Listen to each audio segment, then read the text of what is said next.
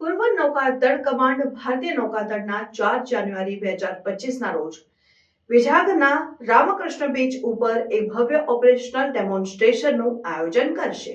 પૂર્વ નૌકાદળ કમાન્ડ ભારતીય નૌકાદળના 4 જાન્યુઆરી 2025ના રોજ વિજાગના રામકૃષ્ણ બીચ ઉપર એક ભવ્ય ઓપરેશનલ ડેમોન્સ્ટ્રેશનનું આયોજન કરાશે।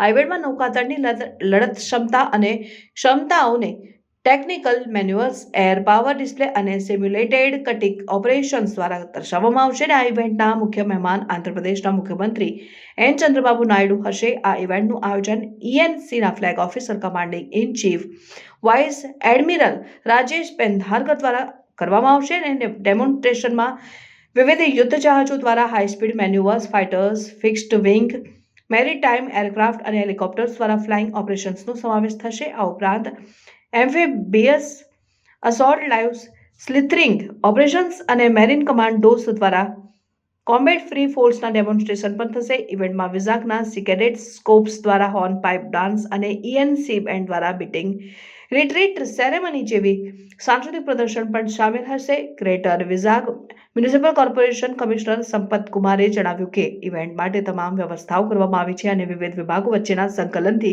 તેની સફળતા સુનિશ્ચિત કરવામાં આવી છે। મુખ્યમંત્રી લગભગ 4:40 ઇવેન્ટમાં પહોંચશે અને ડેમોન્સ્ટ્રેશન જોયા પછી લગભગ 6:10 પર જાહેરને સંબોધશે।